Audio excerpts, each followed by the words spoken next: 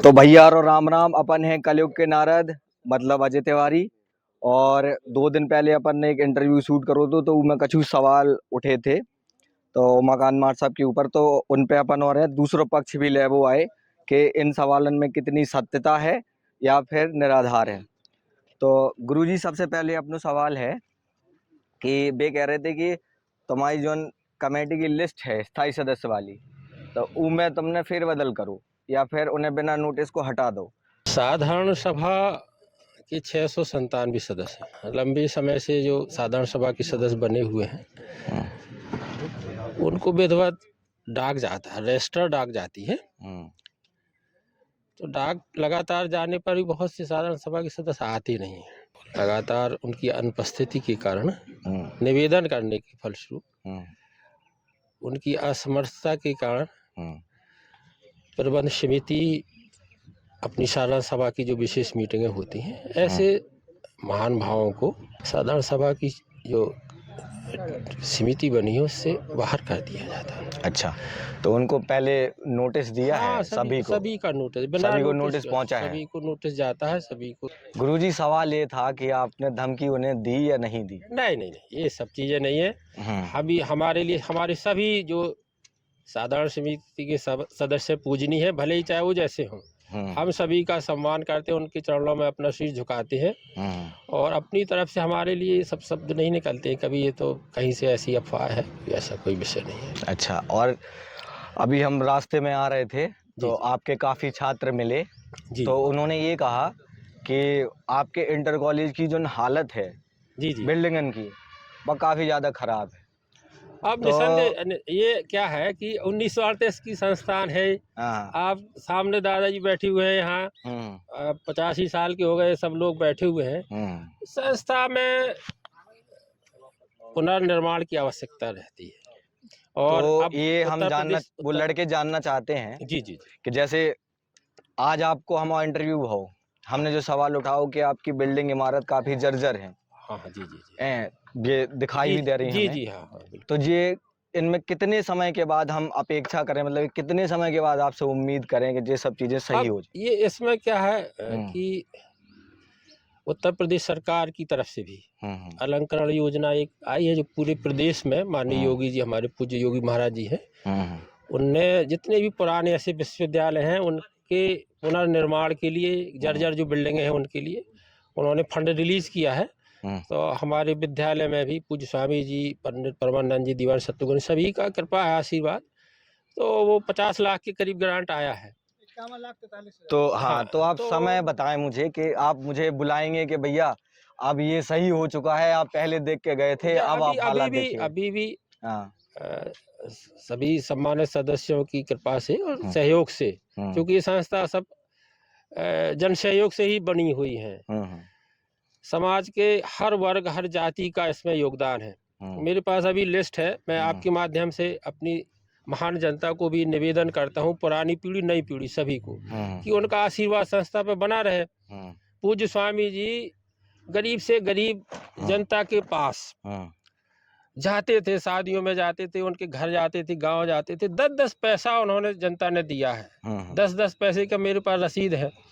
तो मैं उन सभी को जिन्होंने 10 पैसे का भी चंदा इस संस्थान के लिए दिया है, मैं आजीवन उन सभी महापुरुषों के चरणों में अपना शीश झुकाता रहूंगा और उनसे निवेदन करूंगा कि संस्थान में जब भी आपको स्वामी जी का जन्म दिवस है, निर्वाण दिवस है, आते रहे। मैं अपनी तरफ से भी उनको पत्र भेजता हूं और कार्यक्रम में उनको बुलाता हूं, उनका सम्मान करता रहता हूं। मगर नई पीढ़ी भी आ गई है, आप लोग सब नौजवान हैं, मैं आप लोगों को भी आपके माध्यम से निवेदन करता हूँ नई पीढ़ी भी जुड़े। तो इसमें थोड़ा बदलाव होता रहना चाहिए। जो असमर्थ है लोग, उनका योगदान निसंदेह रहा, मगर अब उम्र की एक सीमा है तो काम उतना नहीं हो पाता है। तो नई पीढ़ी को भी, नई जनरेशन को उसमें जोड़ना है। अच्छा। हर वर्ग, हर जाति का हम जो है जोड़ेंगे और बीच बीच में ये सब अनुभव और ऊर्जा का समावेश करेंगे। ठीक है, मतलब गुरुजी एक चीज की तो मतलब आपसे हमें कंफर्मेशन मिल गई कि मतलब स्वामी जी की आवाज हम भी उठा सकते। कासे कछु दिन पहले जब हमने यूनिवर्सिटी के लाने आवाज उठाई थी, आपके जानकारी हुए। बिल्कुल। तो आदमी जो कह रहे थे जो एक पंडित हो गए हैं आप- और लोधी संत की आवाज नहीं, कैसे नहीं, उठा सकते? देखिए ऐसा है कि ब्राह्मण समाज तो सर्वदा पूजनीय है। ब्राह्मण ही इस देश की संस्कृति को बचाता रहा है। अभी हम जिस स्थान पर बैठे हैं, शिव जी का यहाँ स्थापना हुआ और बजरंगबली जी का यहाँ पे स्थापना हुआ है। तो इसमें भी लोग कभी कभी जो इस संस्कृति को नहीं मानते हैं, पूजा पाठ में विश्वास नहीं करते हैं, धर्म को नहीं मानते हैं, तो हमारा जो संस्कृति है इतनी विशाल है कि ऐसे अधर्मियों को भी ग्रहण करती है।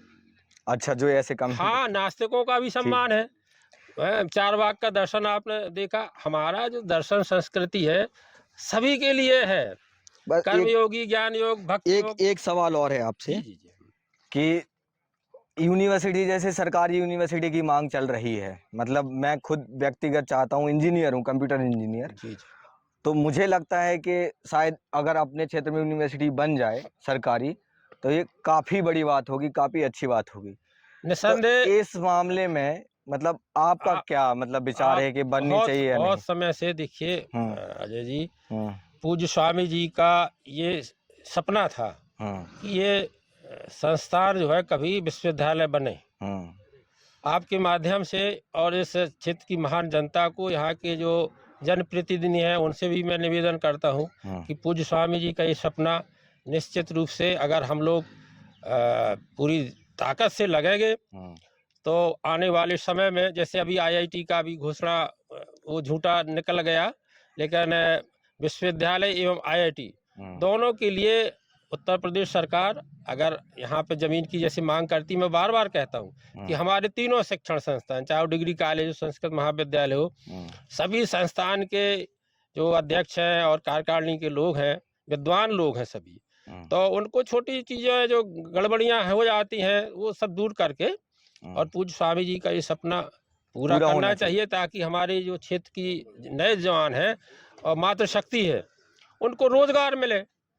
और हम तो योगी महाराज जी से और प्रधानमंत्री जी से भी निवेदन करते हैं, तो हमारा योगी जी महाराज है, जो मोदी जी का है, उनको यहाँ बुलाएंगे। अभी आए थे मगर उनके सामने विषय नहीं आ पाया। वो आके कह गए थे, उनके सामने विषय प्रस्तुतिकरण नहीं हो पाया है। वो 2022 की रैली में यहाँ आए थे, तो उनकी स्पीच है, उन्होंने कहा था कि इसको हम यूनिवर्सिटी बनाएंगे। मैं आपके माध्यम से जरूर कहूँगा कि मेरा जीवन जो अभी 5 साल का कार्यकाल है, 5 साल में आप लोगों का आशीर्वाद रहेगा तो इस संस्थान को विश्वविद्यालय बनाएंगे। ठीक, तो आपने अपनी बात रख दी, तो मान लीजिए मतलब समिति के हिसाब से, मतलब कमेटी के मामले में कोई अड़चन नहीं है? कोई अड़चन नहीं। स्वामी जी के पुण्य कार्य, महान कार्यों में थोड़ी अड़चन तो आती रहती है, तो अड़चन हम बस इतना जानना चाहते हैं कि अड़चन आपकी कमेटी में है, अड़चन विधायक जी में है, या अड़चन सरकार में है, कहाँ रुकी हुई है?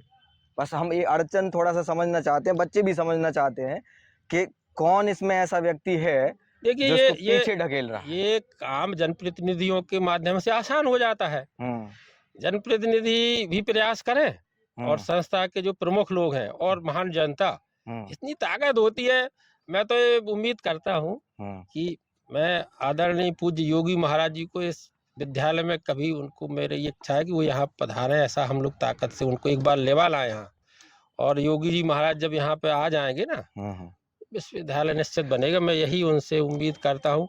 मेरी ताकत आप लोग हैं, मैं बहुत छोटा कार्य करता हूँ, 100 गलतियाँ होती हैं मुझसे, लेकिन इस पूज्य स्वामी जी का सपना जरूर पूरा होगा आप लोगों की ताकत से। ठीक है, तो भैया जे हते अपने मार साहब जोन अब नए प्रबंधक चुने गए, तो जोन भी सवाल हमने पूछे इनने जवाब तो दे। अब अपनी बारी है कि विधायक जी से पूछो जाए कि भैया जब वे रेडी हैं तो तुम्हें क्या समस्या है यूनिवर्सिटी में।